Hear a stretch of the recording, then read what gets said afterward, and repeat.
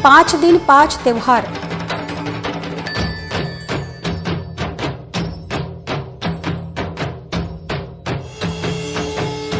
आई उत्सवों की बहार। धनतेरस से भाई दूज, हर त्योहार कहता है कुछ। हर पर्व से जुड़ी कहानी जाने शास्त्री जी की जुबानी। आरआरसी प्रस्तुत दीपावली पंचकल्प 2 से 6 नवंबर।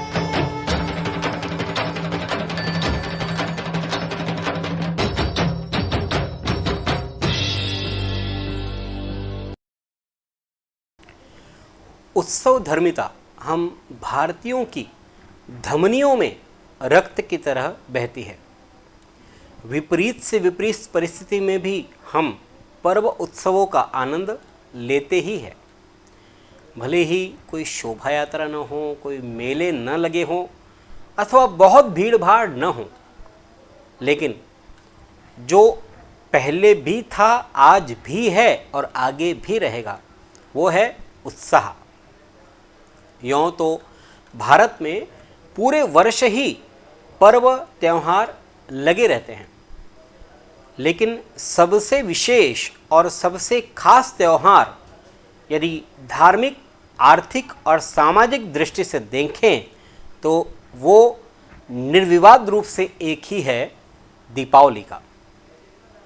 दीपावली ये आमतौर पर 5 दिनों का त्यौहार होता है। इसे दीपावली पंचकल्प कहते हैं। इसमें 5 कल्प होते हैं और इसका प्रारंभ धनतेरस से होता है। धन त्रयोदशी, धन्वंतरी त्रयोदशी, इसका अपभ्रंश ही धनतेरस हुआ है।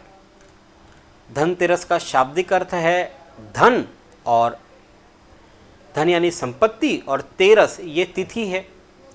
तो धन का अर्थ धन्वंतरी भगवान से है। धन्वंतरी ये आयुर्वेद के प्रवर्तक माने जाते हैं, अर्थात सबसे बड़ा धन है आरोग्य, निरोगी काया। 7 सुखों की हम बात करते हैं तो पहला सुख निरोगी काया। तो पंचकल्प में भी पहली जो शुरुआत होती है वो आरोग्य के साथ होती है।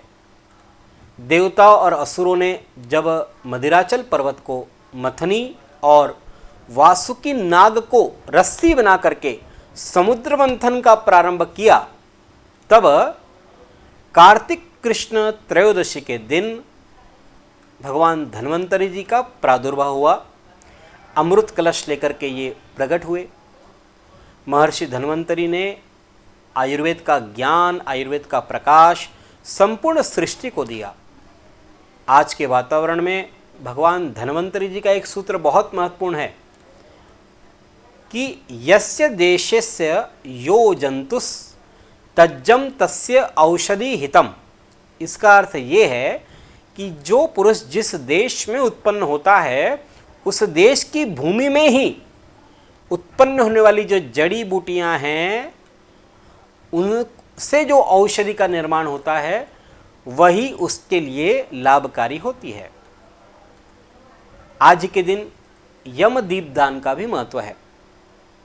एक बार यमराज ने अपने दूतों से पूछा कि तुम जब मेरी आज्ञा से प्राणियों के प्राण हरने जाते हो, तो क्या कभी ऐसा कोई अवसर आया है कि प्राण लेते समय तुम्हें दुख हुआ हो अत्यंत?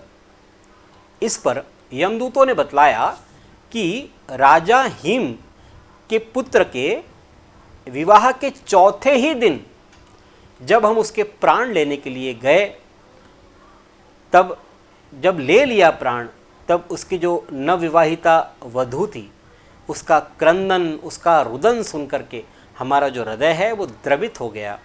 उस राजकुमार की असमय मृत्यु पर हमें बड़ा दुख हुआ। फिर यमदूतों ने यमराज से पूछा कि क्या कोई ऐसा उपाय है जिससे अकाल मृत्यु का भय न रहे? मृत्यु तो अटल है, सबको आनी ही है, लेकिन 14, 16 वर्ष, 20 वर्ष ये कोई मृत्यु की आयु नहीं है। तो क्या कोई ऐसा कोई उपाय है जिससे कि अकाल मृत्यु का भय चला जाए? तब यमराज ने धन त्रयोदशी वाले दिन खुद की, यानी यमराज के निमित्त धन त्रयोदशी के दिन यदि दीपदान किया जाए, इसकी विधि बतलाई, तो उससे यम त्रयोदशी के दिन दीपदान करने से अकाल मृत्यु का भय समाप्त होता है। यह विधि साक्षात यमराज ने अपने दूतों को बताई। तब से अकाल मृत्यु के निवारण के लिए इस दिन यम दीपदान का विधान है। क्या करना है? संध्या समय यमराज के निमित्त दक्षिण दिशा की ओर दिए का मुख रख करके प्रार्थना करे और कहे कि मृत्युनाम पाशहस्तेन कालेन भार्यया सह त्रयोदश्याम दीपदानात् सूर्यजः प्रियतामिति।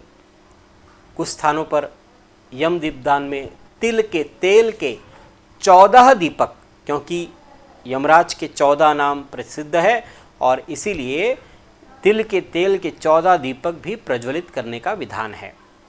धनतेरस वाले दिन सोना, चांदी, वाहन, बर्तन, इलेक्ट्रॉनिक्स उपकरण व्यापारी वर्ग अपने बही खाते आदि खरीदने की एक प्रथा है।